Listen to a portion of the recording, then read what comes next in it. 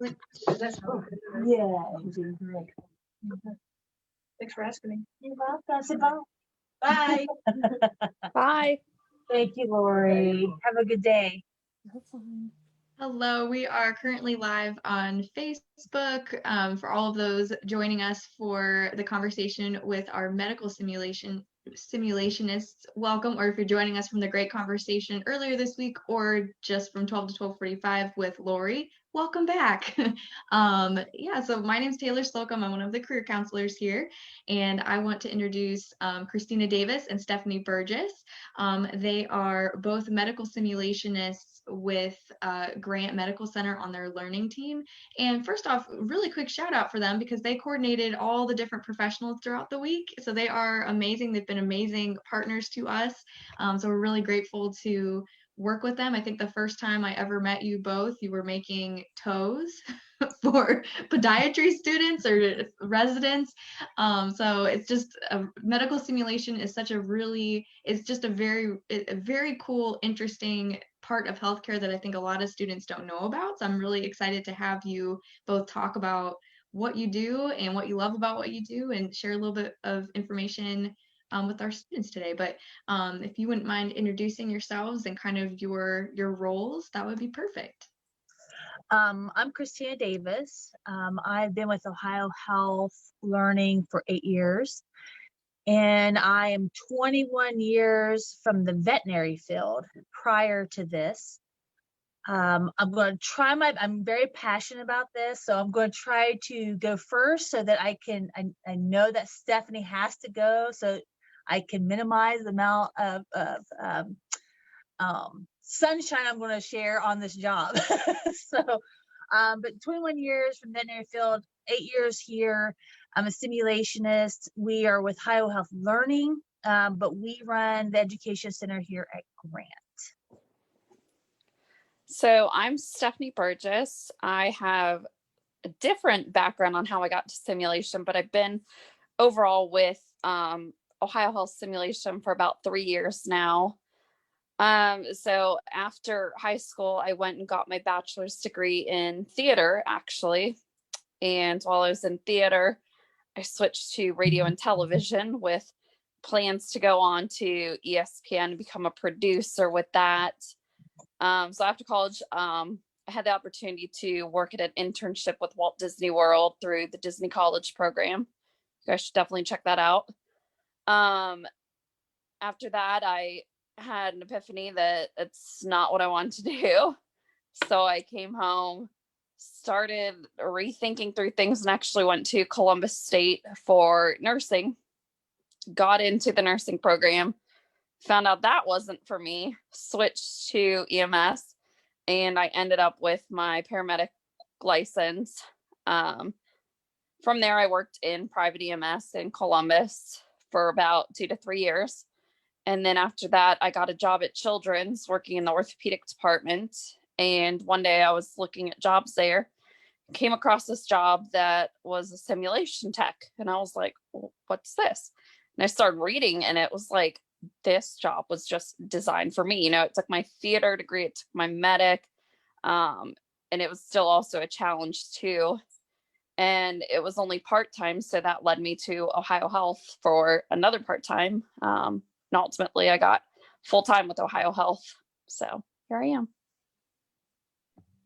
Awesome. I always love hearing both of your stories because I think it's something that, you know, it's great because it just shows how you can move into healthcare with, you know, a theater background or something like that. And there's all these really cool opportunities that are out there that can kind of lead where you are. And it shows, you know, just being open-minded and exploring and reading different job postings and things like that can be helpful, and just keeping your eye out and being open and understanding of what your interests are and what's a good fit for you, I think is great. But yeah, I appreciate that. So would you be able to tell a little bit more about what medical simulation is? This is and I don't know, I can't speak for Stephanie, but I know in general we all struggle with answering this question because it could be anything depending on the day. What I generally will tell people is that we help recreate the world of healthcare. And what does that mean? So anybody within the hospital system could have an issue of some kind, or just need some assistance on rolling out a new process, or maybe they discovered that they're having an issue, let's just say with infections, whatever it might be.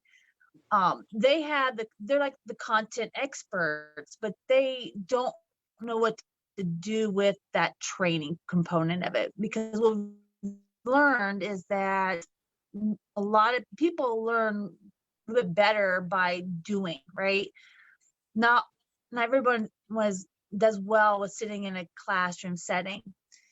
So what they do is they come to us with the content that they would like to, I guess, teach. And then what we do is we help recreate their everyday world. And it might be in a patient setting. It might be just a simple assessment. It might be practicing a procedure. It just depends on the day, to be honest. We do a lot, and Stephanie will probably speak to this. We do things like mock code blues, but we do also things like we assess, EVS on how they clean a room. It just depends. But what we do is recreate their world so that they can focus on the education component, and we focus on bringing their world to life. That's usually, or if you would ask me in the past, I used to say that I played with puppies and kitties all day for a living.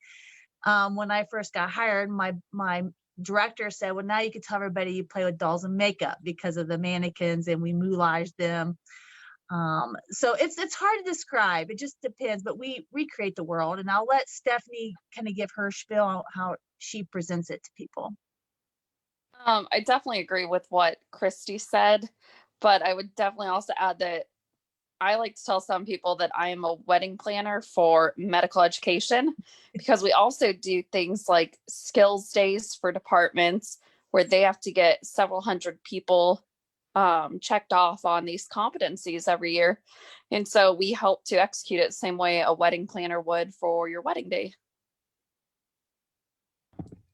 I love that. So it's a little bit of healthcare knowledge. It's a little bit of like hospitality and planning and event planning and coordinating and things like that. And yeah, definitely good communication. So lots of really cool things. And this field was something I hadn't heard about until someone had mentioned it to me. And I just remember thinking it's just such an interesting thing, but it makes so much sense to have simulation to be able to help doctors and different people, like you said, how to clean a room effectively. It makes sense because you can only learn so much in school, so that you need to be able to apply that in different things. What are the job or minimum requirements to be a medical simulationist? I don't even know if you have to have any. It kind of depends. We, for instance, we have a lot of us we do have degrees, let's say, but we have people who came from the IS side, like the technology side. We work with mannequins all day long, or different types of computers. And so we have somebody who came from biomedical, where he repaired equipment, and then he went to IS because he could he would fix our computers when we would call him. I came from the veterinary field. Stephanie had theater. Do you have to have, I think it just depends on, I think we are really big on your, I think the type of individual you are, you're, more than anything, to have some type of medical background is obviously beneficial. We have a lot of EMS within our team, fire department. But I think it just depends. We have some that have certifications. We have some that have associates. We have people who have masters. I think it's just getting that foot in the door. It's coming in, it's shadowing, it's proving yourself. We didn't mention, and I know Taylor, you know this, but we have what we call SPs, which are standardized patients. They come, we pay them to actually just be a patient. So sometimes we fall in love with our SPs, and so we have an opening. So are they a good candidate? We've worked with them for a while. they apply, so really it's getting to know somebody, having those soft core values and things like that. And then we put the time in training you. And Stephanie, I think you can answer as well. You've seen it all. You've met, you're one of the newest on the team. We all come with such different backgrounds and different degrees and certifications. So I don't think there's any one that we would sometimes look past some of that stuff, what I'm trying to say. I definitely agree. We all have a wide variety of background. I do believe that a requirement to be a simulationist, at least at Ohio Health, is to have a bachelor's degree. But I worked at Children's Hospital on their simulation team, and you had to have some type of medical. They wanted a respiratory therapist or a paramedic. So different things at different places. I believe OSU and Mount Carmel, you also have to have a bachelor's degree. And it's really just in anything. Like, they really just want to see that dedication that you went to college and you got a degree in something. A lot of us had no clue what simulation was until we scrolled past it or heard about it from someone. And we're like, what? And that's how, to back that up, that's exactly how I came across this job. I had a really good friend who was a simulationist, and we didn't talk about work a lot, but one day she was just bragging about this great event that was coming up, and I just could not grasp what she was talking about. I don't understand what you do, type of thing. And she was, well, you know what? We have a big event Monday, and let me just take you over and see the event that we have set up.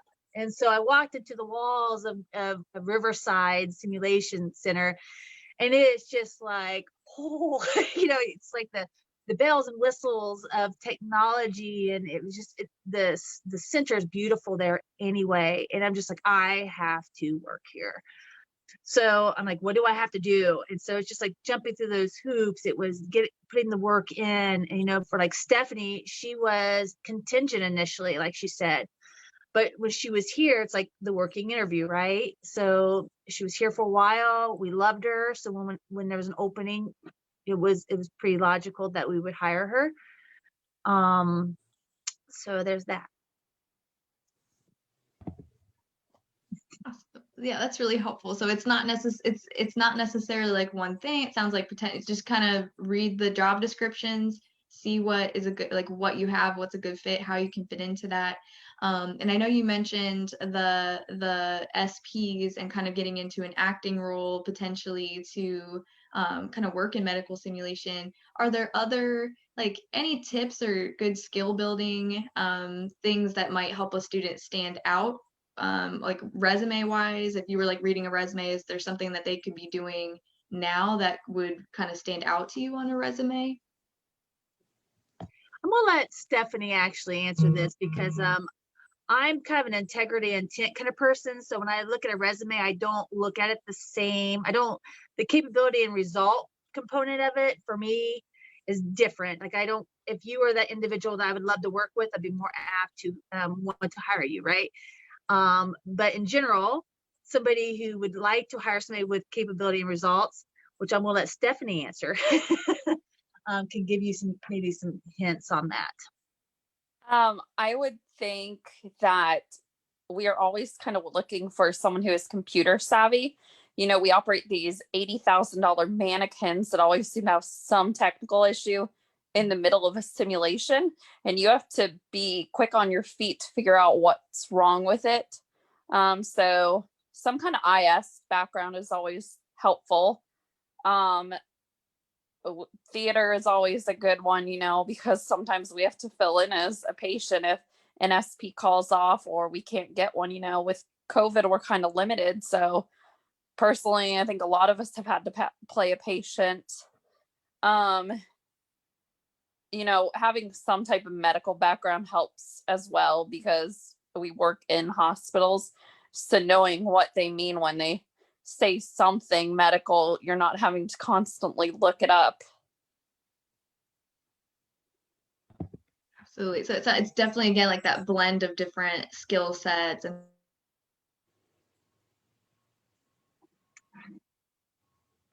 it sounds like being tech savvy, and there we go. I was like, it froze for a minute. I'm sorry. Gotta love technology. But one question that had come in from students was kind of what's like a day in the life look like for you? Like, is it a typical 9 to 5 type of job, or what is it? What does it look like? Well, depending on pre-COVID or after COVID. You know what, we have similar to what Lori mentioned earlier, you know, we have to work around the nurses or, you know, whoever is requesting this. We have to work around their schedules. And, you know, some of our services are, you know, there's 3 separate shifts. Some of them are 12-hour shifts. So we have to catch those individuals that are, you know, before they leave in the morning. Sometimes we have to catch those before they, you know, leave in the afternoon. So it just depends on the day. You know, I'll let Stephanie talk about her day lately with mock codes, but it just depends. I usually tell people in general, we do work bankers hours, meaning Monday through Friday. But some days we're here, you know, 12, 16 hours. Other days, you know, we don't have to come in, you know, it just depends. We do have 40-hour weeks, if maybe a little more prior to COVID. We do work Saturdays occasionally, but we kind of control our own schedule, to be completely honest. It's nice, and we have a great team that works together. If we need to be off, our other team members throughout our Ohio Health Learning System, more than happy to come over and cover for you. We are a family, if that makes sense. So we do look after each other. But every day is completely different. And even with a mock code, which we do regularly, depending on the learners, that same exact code will look completely different the next time. So I'm gonna let Stephanie talk a bit more about it. Yeah, so like Christy said, we don't really have a set schedule. We're typically Monday through Friday, day shift hours. It's rare that we have to work on a Saturday, and I don't think I've ever worked on a Sunday. But, you know, if the problem ever arose that we needed to, we would. It's hard to really say what a day looks like. A lot of times coming in, checking your email, and then setting up for an event, or running a simulation with an educator group. I've been working on a mock code project on the floors, which honestly just got a halt due to COVID numbers rising again. But I was coming in at 3 a.m. to run a sim at 4 a.m. on the floor because night shift needs it also. So you really got to be flexible. Sometimes that's not fun, but I really get to decide when I want to. So I would always pick, okay, I can do this on a Friday morning, so I at least start my weekend early.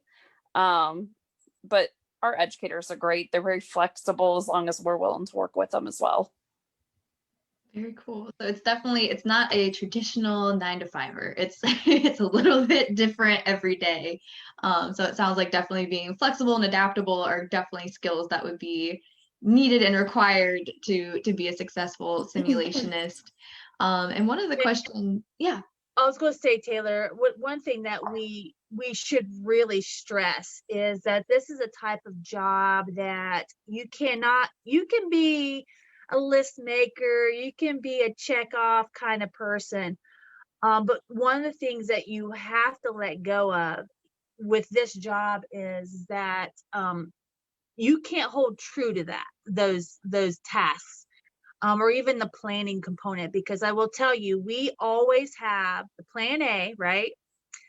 We have a plan B, and we generally have a plan C in the background, because I will tell you, no matter how many meetings and you know this, Taylor, just getting the Columbus State this week going, is that it never goes as planned. Technology doesn't work. So you have to be one of those individuals that can literally adapt in the moment, be able to think fast on your feet. The beauty is when you have a team in which you completely rely on and trust, it makes it okay when things don't go okay. Because I know for a fact that Stephanie will have my back. She will take care of it in the moment if I'm unable to do it. And so I know a lot of people that's the hardest part, I think, of our job, is because that's an extra added stress when it doesn't go as planned, and I will promise you it won't go as planned. So it allows us to be creative and use our minds and rely on our, like I said, our family. So Definitely. Yeah, definitely. And I think that's good point to make, because it's kind of like, events too, where it's like there's always going to be something. And Stephanie, you mentioned like wedding planning, like they always say there's always something that will go wrong. Like there will be something. So I think that's helpful too. So it's being able to think creatively, not get too stressed out or stuck on that list and like, oop, we didn't check this box. So being able to go with the flow of things, I think is definitely sounds like a really big part of the job. And I know you mentioned kind of the hard pieces of the job and what you enjoy as well. What's kind of like your favorite thing about the job and least favorite thing? I'm gonna let Stephanie actually go. I've been talking a lot. I'll let her go first. I guess my favorite thing, I always enjoy the moulaging. So, we get to do a big gash on a head or something like that. It's always fun and kind of uses my theatrical makeup that I learned in college and your creativity too. We have to make a lot of things. Like Taylor mentioned when she first met us, we were making toenails so that they can do a toenail removal and practice that for a patient. And I think we're using potato chips, dried out potato chips, and trying those out. So it's always interesting what we're coming up with. I would say maybe my least favorite might be the schedule changes, like having to come in at 3 a.m. It's not exactly fun, but on the positive side of that, it's always good to see people that are happy with education. They enjoyed it, and they were glad that we offered it to them. So it really makes it worthwhile. I agree with Stephanie, hands down, the creativity component of it, the ability to make something out of nothing, to make an event seem more realistic, because that's our job, right? To, bring their world to life. And we have made some crazy things out of crazy items. So that's hands down my favorite. Or watching or collaborating with Stephanie on, an idea that I have, something I want to create, and then to watch her come to life and help create that. That's hands down my favorite. My least favorite probably be, we try to make the plan A and the plan B, but it's difficult when we're working with an individual, usually educator or something like that, who has so much going on that just even meeting to even start the planning process, that's probably my least favorite, or the last second change. Even though we have grown accustomed to this, it's still hard, because we really like to give them the best outcome, and it's hard to give 110%, which is what we like to give, when we're not getting the information until 10 minutes ahead of time. Let's just say my least favorite part. Oh my gosh. Yeah, that would be very difficult. I definitely understand that. But it sounds like it balances out, and with having that creative outlet, it makes it worthwhile, and being able to help others and see the value in it and everything kind of balances everything out. We did have a question come through from the Facebook chat, just wondering if you could provide examples of activities that you've done. Maybe one of the questions I had gotten earlier too was, what are some of the coolest simulations that you've had to create, and what was the purpose of them? I know, speaking just with Columbus State, we've partnered with you all. I was gonna say that. Yeah, I was like, we did a really cool, first time we met with you guys, we did all these different mini simulations. So I think it was the simulating how to birth a baby, simulating trauma. There was a hand washing station, all these really cool things that we were able to show students. And then last Halloween, we were able to do a zombie simulation, which was really cool. But I'll turn it over to you all.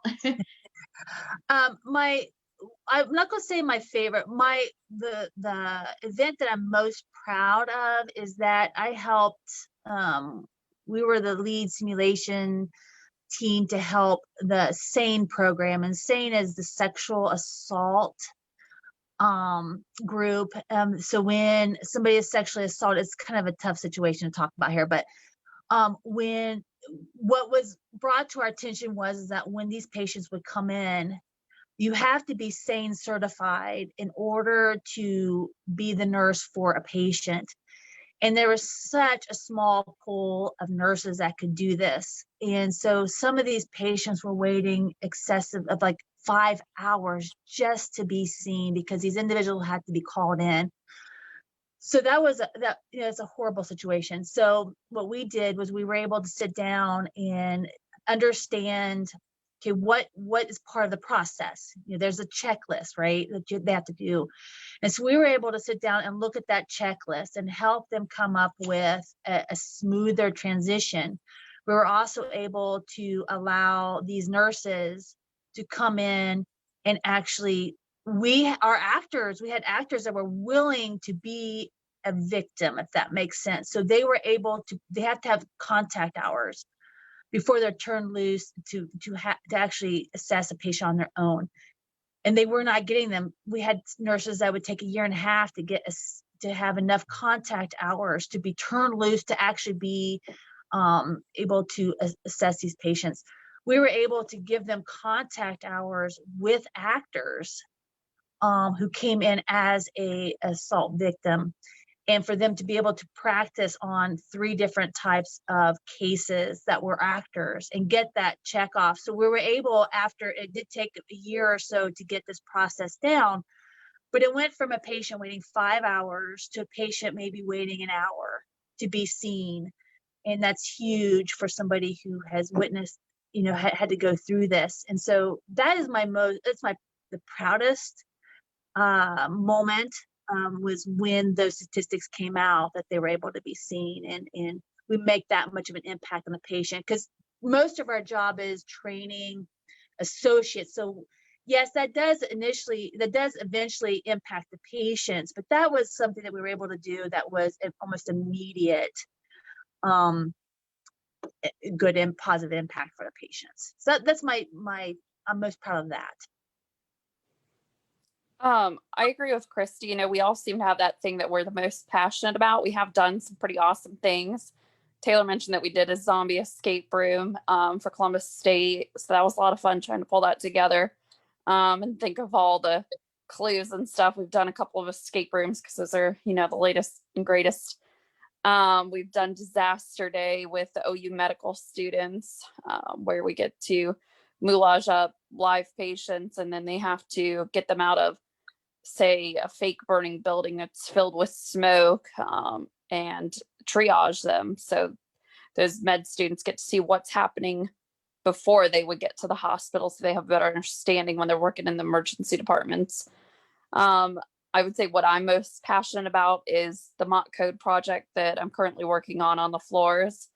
In my past life at paramedic school at Columbus State, the codes were drilled into us left and right. So leaving there, I became a CPR instructor for Children's Hospital. And then getting to Ohio Health, I had this opportunity to help make sure that the staff was trained up on what to do if somebody codes. The idea is that you save a life, and we've seen that the numbers have improved. It's another measurable thing that we can see that it is having improvement. And the staff does know what to do if somebody does code now. So, and I'm going to brag about Stephanie just really fast. Getting this project up and running. We had we go to floors that in general we don't expect to have a code. And we went to one floor that, I'm not going to say which floor, but we went to a floor in which, when it was called overhead, the residents didn't even know how to get over to that area. Like, they didn't know how to physically get in that space. So it was one of those situations like, oh my gosh, just eye-opening in all aspects, because these are things that, what if it does happen and we need to know how to do this. And so they've come up with, in a moment which this would happen, they have people that actually will go to the door, have the door open waiting, but that's part of the new process of doing it. So yeah, I'm proud of Stephanie organizing this. So Yeah, that's amazing. Well, congrats, Stephanie. That's really awesome. That's so cool. And it's so neat to hear, there's the training aspect of it where you're educating and teaching, but it really does make an impact on how people, it impacts processes, it makes things go smoother. And I think it also helps, it sounds like it helps like residents or somebody know what to do in that situation, which Mhm. is good too, but it ultimately helps the patient and helps with the patient care and helps with the hospital and saving lives. So it's so interesting to see how that kind of plays out and everything. So that's really cool. And one question that had come in previously was, can you describe examples of different types of equipment that you use in the simulation center? We use most of the things that we use are actually what we call live equipment. These are things that you would find on the floor, like the defib machine that we use to defib the mannequin is actually, it delivers a live shot electricity. So if they're on the bed and they don't get off the bed, they're going to feel that. So anything you would find most of the time in a hospital we would use, but we use a lot of, we have laptops that we use that we would show vitals on. We use baby warmers when we do our NRP and, NICU type of things. We really just anything that you would normally find in a hospital, to be honest. And even if it can't be used on a mannequin, we will have them walk through the process of setting it up and applying it. And we oftentimes can adjust our vitals for the patient or mannequin or actor on the monitor to reflect what would happen if they would do something correctly or incorrectly. And adding to that, we use a variety of mannequins, some that can breathe on their own, have heartbeats, arrhythmias, different breathing sounds. They blink their eyes, they can bleed, they can sweat. And then we have what we would call, those are high fidelity mannequins. Then we have low fidelity mannequins. So it's more of just like a big Barbie doll, basically, but it's good for really mocking up, I guess. Like if you just need to practice a dressing change or something like that on there, moving over from an EMS cot to a bed, they're really good for that. And then we also have all the meeting one of the different mannequins. I'm sorry. And we No, also go have ahead. task trainers as well. So we do a lot with the residents and PEs. So they could practice putting central lines in. We have like jugular task trainers. They could practice putting airways in. We have airway heads. We have IV arms. So we have majority of the body parts in task trainers for them to practice these things. We also have a lot of OB items where they could practice procedures. We even have things that they could practice repairing a episiotomy. So if there's a delivery and they have to, if they rip or they have to surgically cut it, they have to practice sewing it back up. So we have really any body part you can imagine to work on if need be as a task trainer. That's so interesting. And I remember I got to see a lot of the body parts during the zombie escape room. There were like limbs everywhere and skin. That was really, really cool. And I remember meeting one of the mannequins. I think it was Miguel, and he was able to scream and do all these. It's so interesting, and it's just such an interesting career path that I had never heard of. And I'm like, I always enjoy working with you guys and learning more about what you do too. Another question that came in was, who typically uses your services? Like, what is it within the hospital, outside the hospital? Who typically comes and asks you for simulations? I'm gonna let Stephanie go. I feel like I talk too much. It's a lot of people. It's Columbus State with you guys, just wanting to get the word out there about medical simulation or wanting help with something. It is the doctors, the nurse practitioners, the nurses, the techs.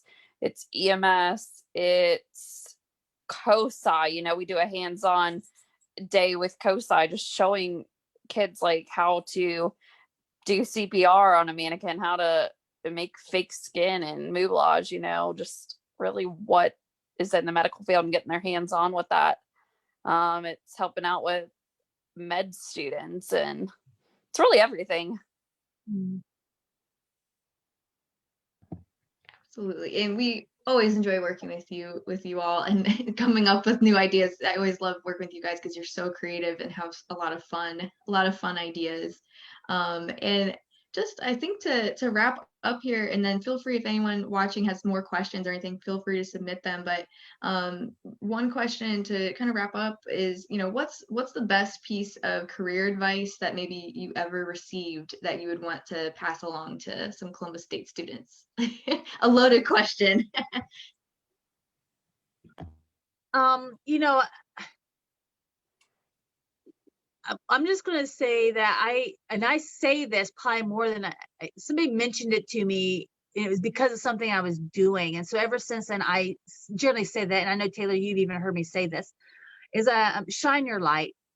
You know, just when you're in the presence of somebody else, just shine your light so brightly. So that no matter what, either good or bad, with the interaction with the individual, you know that you still did your best, right? And a lot of that is up here. So just try to do your best every day and own it if you don't. I would say my best piece of advice to anyone is don't be afraid to contact someone to shadow a job that you might be interested in. I really wish I would have, you know, all the different career paths that I took. I don't regret it at all because it all led me to where I'm at, but kind of wish that, you know, it might have saved me $20,000 in student loan debt if I hadn't gone for nursing. And I would just gone straight into EMS, but you know, I don't regret anything. So honestly, don't regret anything. Absolutely. I think that's a big one we push students to do too. And I think in the last one, Chelsea even said the worst that someone can say is no. If you're asking for shadowing or like putting yourself out there, like make those calls, do those emails. And I like don't regret anything, because I think sometimes it does lead you to where you end up, which is just how it's meant to be. So I think both of those pieces are so incredibly important and helpful in any career path that you go down. So yeah, thank you so much. Are there any final thoughts or anything else? I will say, prior to this life in the veterinary field, is a completely different person. You know, coming into this world and having this group that I work with, one of the things I've learned, and I wish I would have had this knowledge long time ago, is that don't ever own anything. As far as like when you collaborate with others, no matter what your idea is, it can only be that much better. So don't, you can take something, you can be the person who starts it, but use your resources, collaborate, ask questions, find a mentor or anything like that, because you're only going to be successful in the end by doing that. And I think so many people, especially young people, feel like they have to prove their worth, which is true. But the best way to prove your worth is by including others to help bring you along. Because who's going to be your biggest advocate later on when you need somebody? It's going to be those people who you worked with, and they're going to vouch for you and they're going to help you. And honestly, that's kind of how I got my job. You know, we have an average of 82,000 applicants a year for Ohio Health. What sets you apart, right, from all those people? And what it is, it's your resources. It's the shine your light and make those people see you, and ask for as much advice or anything like that you could possibly. Just be a sponge, allow people into your life, and it will only reward you in the end. Absolutely, I love that. I feel like that's a good conclusion and a good piece to leave people with, is just open your network, meet people. You never know where it could lead. And yeah, the ones that support you are going to be the ones that, you know, help you achieve your goals and everything. So yeah, I think that's a good end to a wonderful conversation on a Friday. But thank you both, Christy and Stephanie, so much again for this conversation and for all of the conversations today and for your continued partnership. We look forward to doing more fun stuff with you. Hopefully COVID gets out of here and we can do more crazy stuff with toes and zombies and all that fun stuff. But this has been a lot of fun, but I'll let everybody on our live stream enjoy the rest of their Friday and their weekend. And yeah, tune in next time for any upcoming live streams and anything like that. But feel free to follow Career Services. But yeah, absolutely. So we will end our live stream now. All right, have a good one, everybody.